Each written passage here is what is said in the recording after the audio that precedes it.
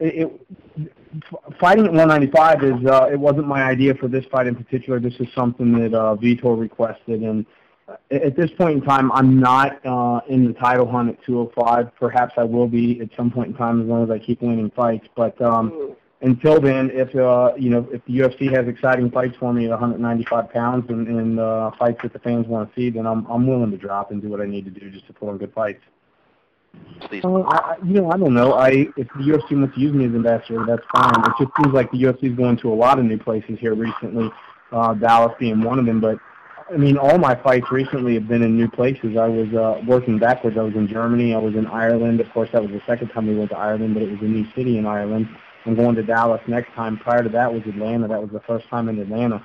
And the UFC is just doing such a job of expanding at this point in time that it's nearly impossible to not fight in a new city. But yeah, I do feel like they kind of put me in that ambassador position. But I'm not the only athlete that they're doing that with, and I don't mind doing it at all. Wait, there's such a large number of fans there, and you want to focus on your fight and just kind of be left alone. And that's the wrong time to have that attitude because that's when the fans are there to support you. No, not right now. My focus right now is for the fight and everything, and I'll worry about that kind of stuff, as the time presents itself when I'm not training. You're not trying to keep up with Rampage or anything like that? No, I'm definitely. You're not going to see me as Face or something like that in the A-Team movie. That's for sure. All right, and finally, how's your drumming coming along? You know what? That's my downtime practice, and when I'm not in Seattle. When I'm in Seattle, I don't have my kit up there, so I miss it. But when I'm here in Cincinnati during the day, I'll sit down on the thing. It just helps take my mind off of stuff, whatever training, daily grind, and all that, and just sit down for hour and a half at a time. It's something that I definitely love doing. It honestly really doesn't matter to me. I think at this point in time, I'm just excited. I'm interested in putting on exciting fights for the fans. So if in the process of that whole thing, if I continue doing the things I need to do and winning fights and stuff like that, eventually I'll make my way back to a title run. And if I can get back to the title run, that'd be a great Cinderella story for me before I retire. But if not, in between now and then, if I'm putting on great fights for the fans, then I'm happy doing that. I'll tell you what, for me, these are going to be tough matchups just for the simple fact that I'm not a big 205-pound fighter.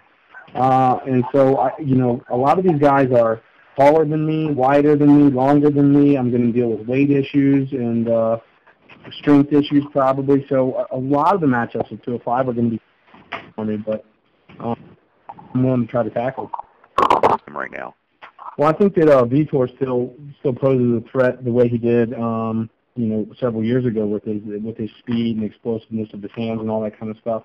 And that's obviously something that we're going to be looking out for. But more recently, he's become much more well-rounded MMA fighter, and that's going to obviously pose more of a challenging fight because if I find myself in a little bit of trouble on my feet, it won't be as easy as just taking him down and stuff like that. He could give me problems there as well. So I just really what it boils down to is come the 19th.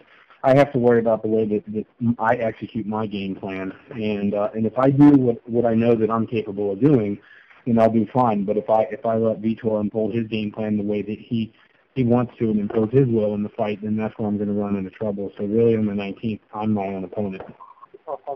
Yeah, I feel that way. But all in all, and I've said this in other, I've said this before with other questions, is that primarily right now, I'm interested in putting on fights that the fans want to see if I'm not fighting for the title.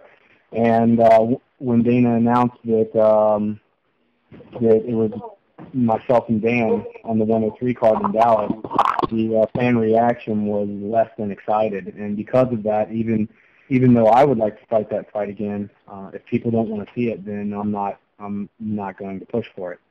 So I believe that this is a more exciting fight for the fans, and so we'll give them what they want. It happens, but it's rare when you run into a fan that says, "Yeah, I thought you really lost that fight." When most fans you run into, they'll say to you, "Man, that was a great fight against Dan. I really thought that you deserved the win," or something like that. And I'm sure that most of the people he runs into would tell him the same thing. So, when the UFC decided to not go with that fight. Other than, I mean, most people that I ran into, like just general fans, really didn't have a whole lot to say about it. And my friends would ask me why, or my training partners at the gym, and when I explained that to them that there just wasn't a public interest in that fight, then I guess it kind of made sense to switch it up.